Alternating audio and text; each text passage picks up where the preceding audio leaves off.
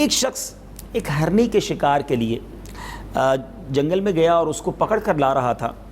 نبی پاک علیہ الصلوۃ والسلام کی بارگاہ میں پیارے آقا کے قریب سے جب گزرا صلی اللہ تعالیٰ علیہ وسلم تو اللہ عز و جل نے اس ہرنی کو قوت گویائی عطا کر دی۔ وہ ہرنی نے نبی پاک علیہ الصلوۃ والسلام کی بارگاہ میں عرض کی کہ حضور میرے چھوٹے چھوٹے بچے ہیں، دودھ پیتے ہیں، آپ ذرا شکاری سے فرما دیجئے کہ مجھے تھوڑی دیر کے لیے چھوڑ دے، میں اپنے بچوں کو دودھ پلا کر واپس آ جاؤں گی۔ نبی پاک کو اللہ تعالیٰ نے کیسے کیسے کمالات سے نوازا تھا۔ جانور بھی پیارے آقا علیہ الصلوۃ والسلام سے اپنی فریاد کیا کرتے، اور اللہ نے نبی پاک کو وہ فہم، وہ عقل، وہ کمالات عطا کیے کہ جانوروں کی بولیاں بھی میرے آقا سمجھا کرتے تھے، جانا کرتے تھے، اور جانور بھی اپنی فریاد کیا کرتے تھے۔ بہرحال پیارے آقا علیہ الصلوۃ والسلام نے ارشاد فرمایا کہ اگر تم واپس نہ آئی تو واٹ از دا گارنٹی، کیا ضمانت ہے؟ حدیث کا میں مضمون عرض کر رہا ہوں۔ تو ہرنی عرض کرتی ہے کہ حضور اگر میں واپس نہ آؤں تو مجھ پر ایسی لعنت ہو جیسی اللہ تبارک و تعالیٰ اس شخص پر لعنت فرماتا ہے کہ جس کے پاس آپ کا ذکر پاک ہو اور وہ آپ پر درود نہ پڑھے۔ اور یا رسول اللہ صلی اللہ تعالیٰ علیہ وسلم اگر میں واپس نہ آؤں تو مجھ پر ایسی لعنت ہو جیسی اس شخص پر لعنت ہوتی ہے کہ جو نماز پڑھے اور اس کے بعد دعا نہ مانگے۔ پیارے آقا علیہ الصلوۃ والسلام نے اس شکاری سے فرمایا کہ اس ہرنی کو چھوڑ دو، میں اس کی ضمانت دیتا ہوں، یہ تھوڑی دیر میں آ جائے گی۔ وہ ہرنی چلی گئی۔ وہ ہرنی تھوڑی دیر بعد پھر واپس آتی ہے بچوں کو دودھ پلا کر، اور گویا اپنے آپ کو آ کر شکاری کے پاس سرنڈر کر دیتی ہے۔ اب یہ واقعہ یہاں تک تو بڑا ایمان افروز ہے، مگر اس کا اگلا جز اور خوبصورت ہے۔ حضرت جبریل امین علیہ الصلوۃ والسلام نبی پاک کی بارگاہ میں حاضر ہو کر عرض کرتے ہیں کہ یا رسول اللہ صلی اللہ تعالیٰ علیہ وسلم، اللہ تعالیٰ آپ پر سلام فرماتا ہے اور یہ ارشاد فرماتا ہے مجھے اپنی عزت اور جلال کی قسم میں آپ کی امت پر اس سے بھی زیادہ مہربان ہوں جتنی یہ ہرنی اپنے بچوں پر مہربان ہے، اور یا رسول اللہ میں آپ کی امت کو آپ کی طرف لوٹاؤں گا جیسے کہ یہ ہرنی آپ کی طرف لوٹ آئی ہے۔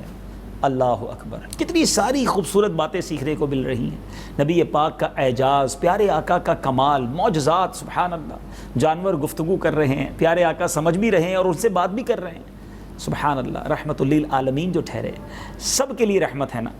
اچھا، پھر دوسری بات، ماں ہوتی ہے۔ دیکھیے نا، اس ہرنی نے یہ نہ کہا کہ حضور مجھے چھڑوا دیجئے، عرض کی حضور میرے چھوٹے بچے ہیں، دودھ پیتے ہیں، مجھے تھوڑی دیر کی اجازت دلوا دیجئے۔ اپنی جان کی پرواہ نہیں ہوتی ماں کو، چاہے وہ جانور کی ماں بھی کیوں نہ ہو۔ لیکن آج انسان اپنی ماں کی قدر نہیں کرتا۔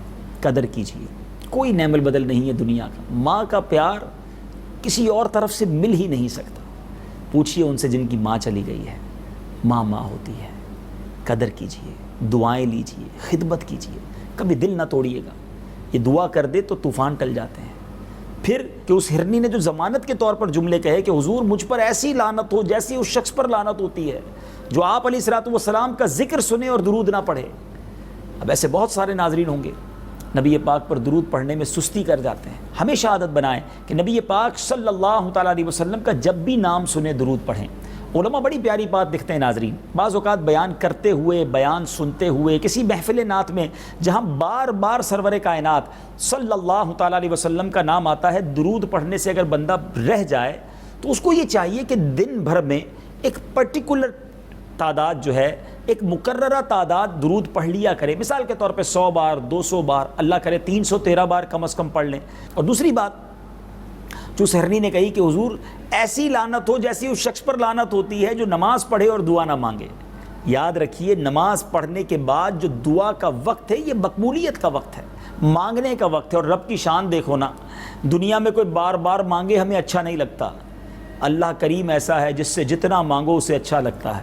تو کریم ہی جو ٹھہرا تو کرم کے کیا ٹھکانے، تو نوازنے پہ آئے تو نواز دے زمانے۔ یہ میرے کریم کی ذات ہے، پھر کیوں نہ مانگے۔ اور پھر اگلی بات کتنی پیاری ہے کہ یہ ہرنی اپنے بچوں پر جتنی مہربان ہے، یا رسول اللہ، اللہ فرماتا ہے میں آپ کی امت پر اس سے زیادہ مہربان ہوں۔ سبحان اللہ۔ پھر کیوں نہ ہم اپنے رب عز و جل سے محبت کریں، اس کی بارگاہ میں سر جھکائیں۔